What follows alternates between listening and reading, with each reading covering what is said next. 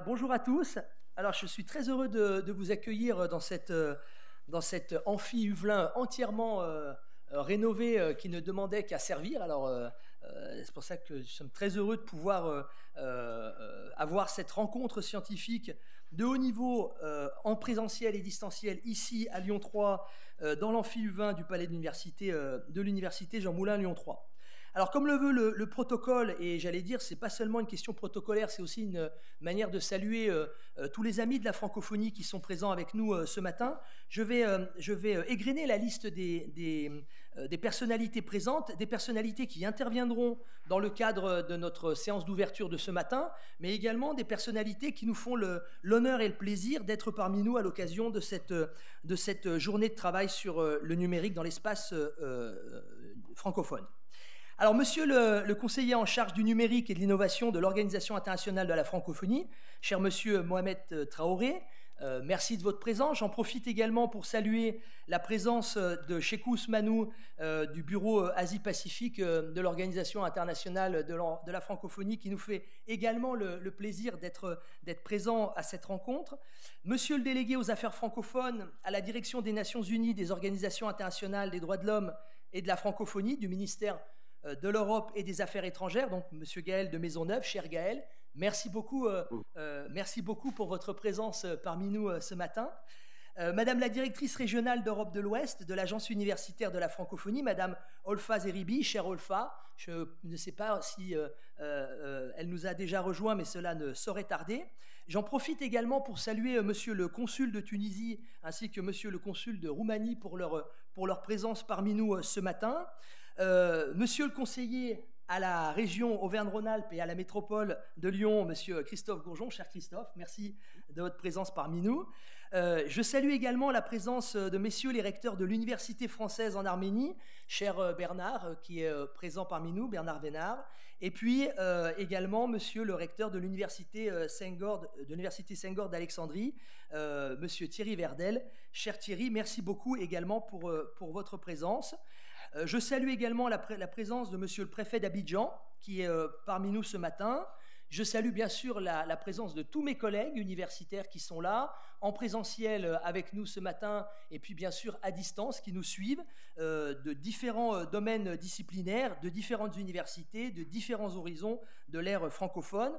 Je salue également tous les étudiants qui sont là en présentiel. Alors, j'en profite pour saluer tous nos étudiants de nos masters francophonie qui sont ici à l'Université Lyon 3, et puis tous les étudiants des différentes formations disciplinaires qui sont également présents à distance et qui sont également issus de l'ensemble de l'ère francophone. Et puis, bien sûr, je salue toutes les personnes en leurs grades et qualités pour leur présence ce matin parmi nous à l'occasion de cette session d'ouverture de la journée d'études sur l'espace numérique francophone.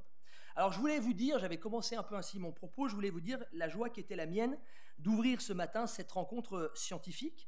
Cette rencontre, elle est importante tout d'abord parce que c'est une première étape, je l'espère en tout cas, vers le retour à la normale de nos activités. On le voit bien, les stigmates de la pandémie sont encore malheureusement bien présents.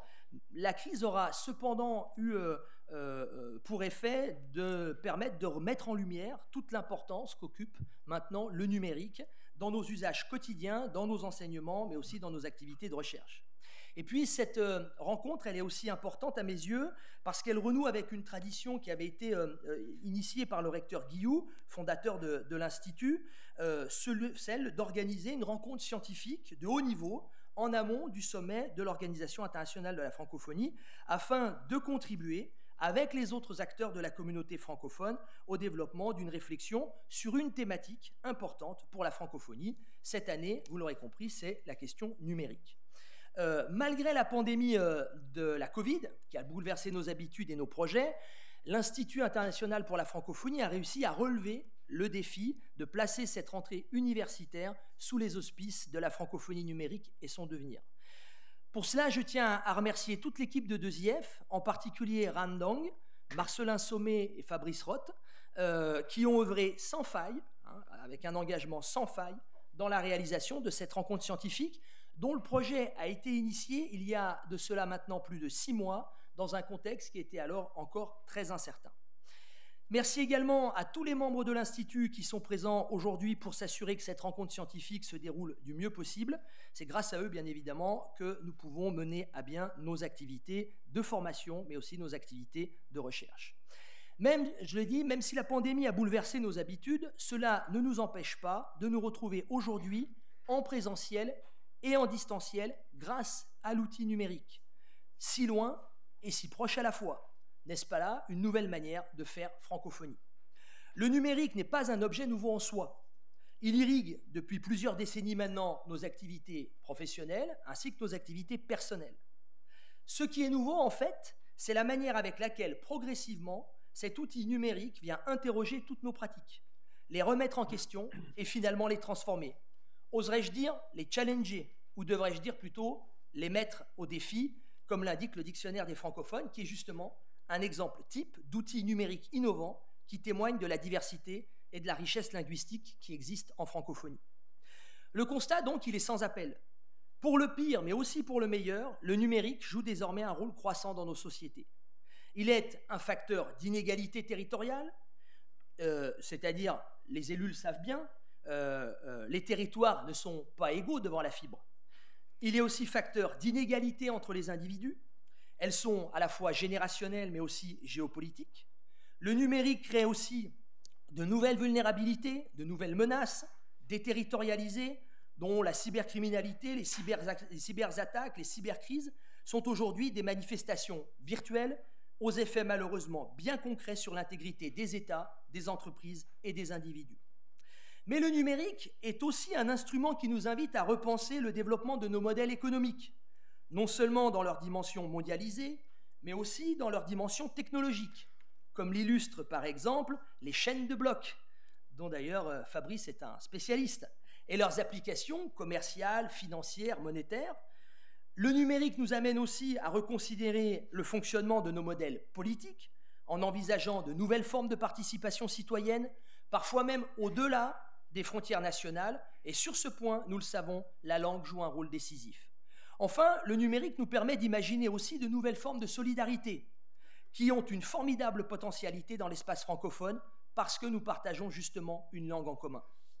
Ce sont ces réflexions sur les effets négatifs du numérique sur nos sociétés, sur les moyens de les limiter, mais aussi sur les potentialités qu'il offre pour les francophones, pour faire encore plus et encore mieux francophonie ensemble, qui nous ont amenés à organiser cette rencontre scientifique. Dans ces réflexions, la francophonie institutionnelle rejoint la francophonie des peuples, objet d'étude centrale de l'école lyonnaise que l'Institut incarne et porte aujourd'hui. Cette rencontre scientifique trouve également ses origines dans les différents projets que l'Institut a portés depuis janvier 2021, en direction des différents acteurs des territoires francophones, notamment du territoire de la région Auvergne-Rhône-Alpes et de la francophonie. Il trouve également ses origines dans les différents échanges que l'Institut a eus avec ses partenaires, je dirais quasiment historiques. Bien sûr, les membres du réseau des Chers Senghor, qui regroupe toute l'aire francophone, la région Auvergne-Rhône-Alpes, avec laquelle nous collaborons quotidiennement, l'Association internationale des régions francophones, qui vient irriguer également nos travaux de recherche, le ministère des Affaires étrangères et le ministère de la Culture, qui sont également des soutiens importants de notre réflexion, l'Agence universitaire de la francophonie, en particulier son bureau Europe de l'Ouest, et bien sûr l'Organisation internationale de la francophonie. Enfin, cette rencontre scientifique trouve ses origines dans les différents événements organisés par des acteurs académiques et institutionnels de la francophonie auxquels l'Institut a participé. Notre motivation à contribuer à la réflexion de la communauté francophone sur la transition numérique et sur la construction d'un espace numérique francophone a été confortée par les récentes assises de la francophonie scientifique portées justement par l'Agence universitaire de la francophonie. Elles se sont, je le rappelle, déroulées il y a quelques jours, du 22 au 23 septembre à Bucarest et en distanciel. Elles furent les premières du genre, donc important de les souligner, et l'Institut a été heureux de pouvoir y valoriser ses réalisations, notamment une réalisation qui nous tient particulièrement à cœur, et à l'Université Lyon 3 et en particulier au pôle d'accompagnement à la pédagogie numérique, et je remercie Marceline Perrard d'être parmi nous ce matin, c'est celui d'un outil de simulation comodale qui hybride présentiel et distanciel grâce à une plateforme numérique Moodle.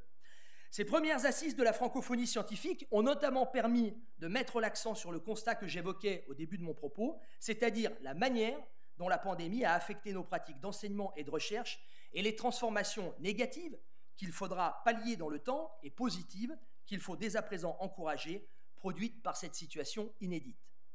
Ces assises ont été l'occasion de dévoiler le livre blanc de la francophonie scientifique et la stratégie 2021-2025 de l'AUF, dans lesquels la question de la transition numérique constitue bien sûr un des axes stratégiques qui s'est trouvé, je l'ai dit déjà, renforcé par la pandémie de Covid.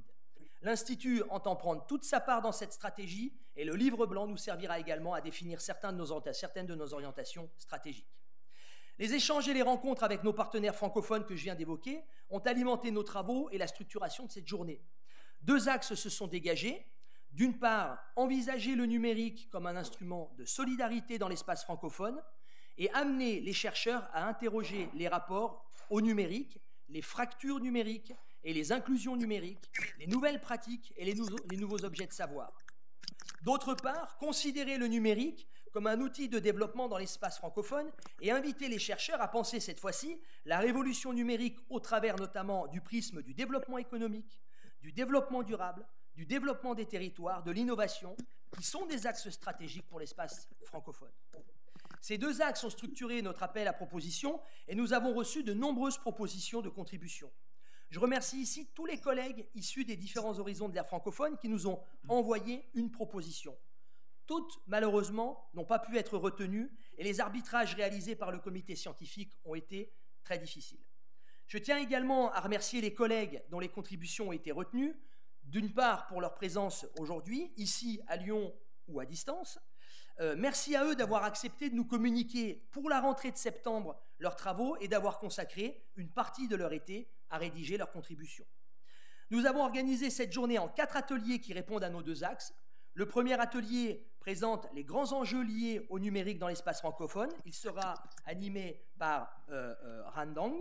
L'atelier numéro 2 traite du numérique comme outil de développement économique dans l'espace francophone. Il sera animé par Fabrice Roth. Le troisième atelier concerne le numérique comme outil d'innovation pédagogique et de recherche scientifique.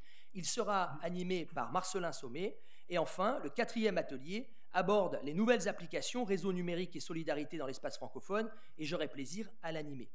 Nous clôturerons nos travaux par une synthèse de chacune des tables rondes, de manière à dégager les leçons et formuler des recommandations utiles pour l'avenir. J'ajoute ici que les contributions présentées seront réunies dans les jours qui viennent dans un rapport qui sera communiqué pour information à l'Organisation internationale de la francophonie.